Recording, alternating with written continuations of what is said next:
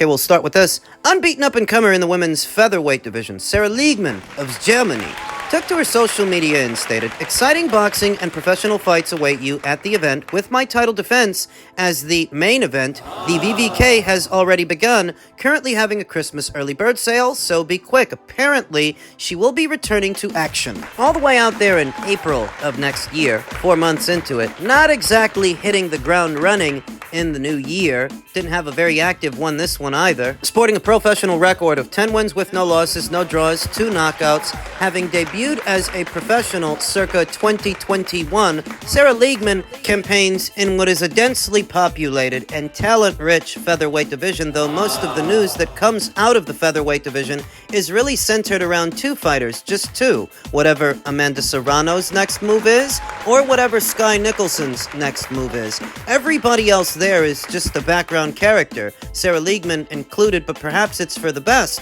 since she's only 22 years old with 10 professional bouts. She doesn't need the pressure, the added pressure of the spotlight, the scrutiny.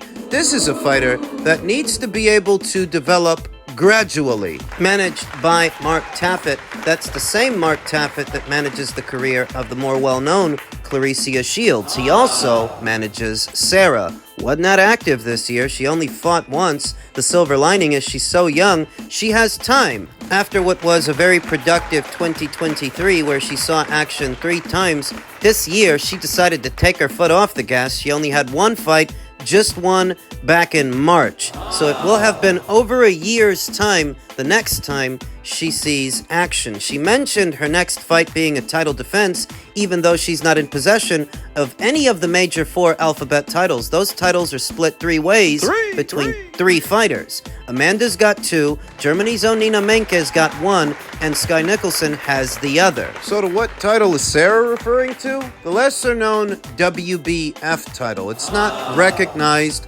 by the major 4. It's not glamorized. I wouldn't even call it a starter belt. It's really just an outlier. Even the IBO title is more well-known. Yet another alphabet organization that is not recognized by the major 4, the IBO and the WBF. There are other outliers, other alphabet organizations. The 2 most recognizable names on Sarah's CV so far is America's own Carice Brown. She's been in there with a couple of good fighters, and veteran journeywoman of the United Kingdom, Beck Connolly. Those are the 2 most recognizable names, but for the most part, her quality of competition has been pedestrian so far, and what do you expect from a 22-year-old that only has 10 professional bouts? Right. So we don't yet know who she's going to be facing, but given that she's been out for over a year, I'd wager that it's another bring-along fight, another developmental fight to help in her development in the paid ranks. She's good, though. If she wasn't, wouldn't be talking about her. She wasn't, I don't think Mark Taffet, of all people, would be managing her. There's definitely something there. Fighting out of the southpaw stance, Sarah Liegmann is best described as a mid-range fighter. Looks to be a boxer-puncher. Very fast, very athletic, combinations, though not big on power. She's not big on power. Developing in the background of the Skye Nicholsons and Tiara Browns, Karis Artingstals of the world. She's several years younger than they are. She's not ready for fights with fighters like that, not yet. That's why perhaps it's good that she's developing behind the scenes. No pressure. Doesn't need it. And it could be a while. A year, 2, maybe even 3 years' time before she's ready to take on the more interesting fighters at this weight, some of which may have moved on in that duration of time, but she's only 22 and she needs it. Time to develop. Thus, look for the ring return of Sarah Liegmann next year in April. You know, a lot could go wrong in that duration of time, and we don't yet know who she's going to be fighting, but yeah, that's when she's coming back. Men's super lightweight news. Newly crowned IBF champion Hitchins and Hitchins took to his social media shortly after his win to target former unified lightweight champion George Kambosos, saying, "Y'all see George Kambosos? Shut now. He usually gets back to his father, pronto," to which George responded, "You do know it's 8 a.m. in Australia, you peanut brain. Ha ha ha, I just woke up in my big-ass mansion. Now let's go, rent-free on your biggest day." Miserable cunt! To which Hitchins and Hitchins responded, "First of all, tell me congratulations first, and brush your stink-ass tongue. I can smell it from across the pond. Do you want to fight or nah? I'm trying to see something right quick." To which George responded, "Ha ha ha. How does that even make sense? You can smell you're such a dork. Nah, that's the Louis Vuitton perfume. I'll buy you one after I take your belt." The answer is yes, yes, yes. Like taking more candy from another big mouth New Yorker baby. Well, he did take Teofimo's. Can he take Hitchins and Hitchins's? He continued, "You should be trying to enjoy the moment. Rent-free, baby. It's on. Don't go back on your word." To which Hitchins and Hitchins responded, "Nah, you must know something I don't know. Why are you talking like that?" George responded by saying, "Yeah, I do. Don't worry about being the big man. Business. Do what you're told. Enjoy the moment. It's done then. See you soon, and try to enjoy the day. Rent-free, baby." So, can we expect to see this fight happen? A fight between George and Hitchins and Hitchins? I feel like, if it does, it'll happen in George's neck of the woods. It would sooner happen in Australia than in the United States, because George is a bigger name in Australia, even coming off a loss, than Hitchins and Hitchins is anywhere. Now, Hitchins and Hitchins is probably thinking to himself that he's due to have a hometown fight, so maybe they could do it in New York, in the tri-state area. But I don't think George Kambosos or Lou DiBella, who co-promotes him, I don't think they would go for that, because they know George has more marquee value in Australia than Richard does anywhere. So if you want to fight him, you've got to travel. Now, Hitchins and Hitchins very recently likened himself to Devin Haney, who gave George Kambosos his first 2 professional losses, saying that he's just as good, if not better, than Devin. Well, if you are, then traveling to Australia to prove it shouldn't be a problem, because Devin did it twice. Stylistically, the fight favors Hitchins and Hitchins. Stylistically, it would be the Devin Haney fight all over again. So if getting it means having to go to Australia, then he should. But I'm not completely convinced he's going to get it. So after the fight, former champion Liam Paro said, "Fighters fight, I'll be back." Simply put, I agree with him. It's one loss, and it wasn't that damaging a loss. It wasn't like he took a shellacking. He just lost the points decision. It's not the end of the world. And I still have the sneaking suspicion that in spite of losing his IBF title, coming off a loss, he still might get that George Kambosos fight, because the Australian boxing scene is a lot more insulated than the American one. You can still sell Paro versus Kambosos even though he's coming off a loss. George is set to make his Matchroom debut in February in a fight that's presumed to be going down in Australia, in the land down under. You get him back in the winner's bracket, and sometime over the summer months, summer in America, winter in Australia, you can do the fight between them. You can do the fight between George and Liam. Now, being honest, I think George Kambosos loses the both of those fights, whether it's a Hitchins and Hitchins fight or a Liam Paro fight. But because Liam is an Australian national, it feels like a fight with him would sell better than a fight with Hitchins and Hitchins. Yeah, but Hitchins has got a belt. That fight would be a title fight. And I'm not saying that you can't sell it in Australia. I just happen to think the Liam Paro fight would sell better. And I think that fight is still on the table. That Hitchins and Hitchins, so soon after becoming IBF champion, had George Kambosos, of all people, in mind. A guy who hasn't even made his 140-pound debut. That says a lot. That tells me that What Richardson Hitchins would like is to stay on easy street, but as I stated in my previous video, there is an impending problem. The former champion that he swerved before is hot on his trail now, and he's not far from becoming his mandatory challenger. I'm talking about Subriel Matias,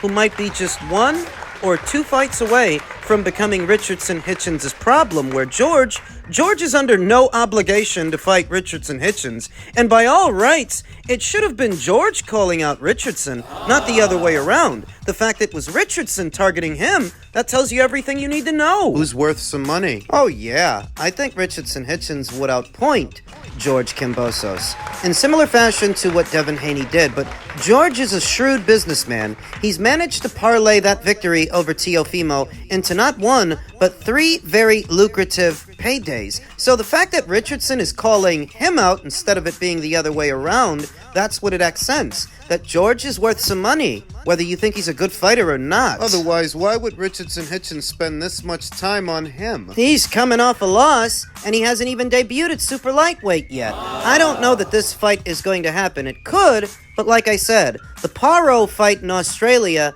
is more marketable.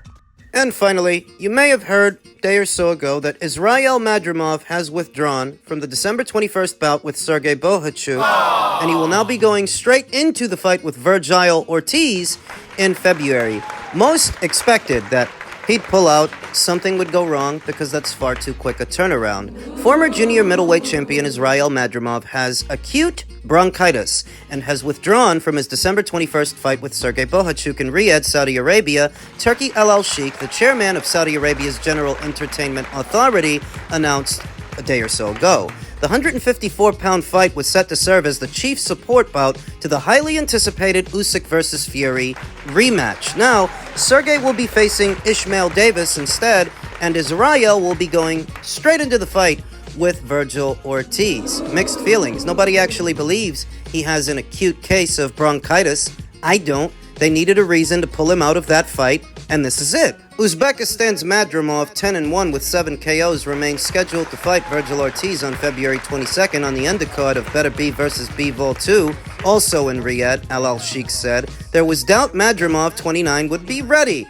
for such a high-stakes fight just 2 months later. Madrimov is ESPN's number 2 junior middleweight, and Ortiz is number 5. Ortiz is coming off a controversial decision win over Bohachuk back in August. So there it is. The announcement that Israel would be facing Virgil is just a few days old, and in that time, there was already skepticism as to whether or not Virgil would deserve credit for fighting Israel under those circumstances. Such a quick turnaround, that even if he beats Sergey Bohachuk, it's so fast, he's going to be tenderized. He might go into the Ortiz fight injured. Well, all of that has been eliminated. He's going to get the chance to have a full camp. The bronchitis stuff? So bullshit. But is this a duck?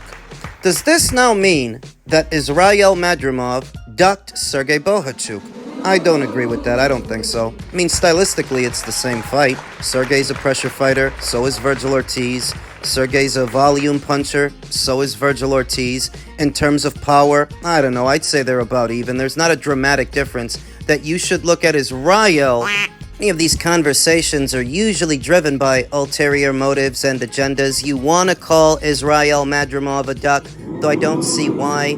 They're both difficult fights. It was already asking a lot, expecting them to have both in such a close space of time. There's more in it for Israel if he fights Virgil, because Virgil's a bit more well-known than Sergey Bohachuk, and Virgil is WBC interim champion. If Israel can beat him, that lines him up for a Sebastian Fundora fight. Sebastian, who has 2 out of 4 major titles at this weight. Beating Virgil would get Israel back in world title contention, whereas beating Sergey, good fighter that Sergey is, good fight that is, it doesn't really line him up for a title shot. Virgil does. So that's the direction that he went. I'm not complaining. I don't consider it a duck. It's a more dangerous fight for Virgil now. See, Virgil had that working for him, the quick turnaround, that even if Israel makes it to you, he might be banged up. Now, get to skip the foreplay and get to the main course. Stylistically, it's a dangerous fight because of Israel's nuances, that pendulum step, that hop.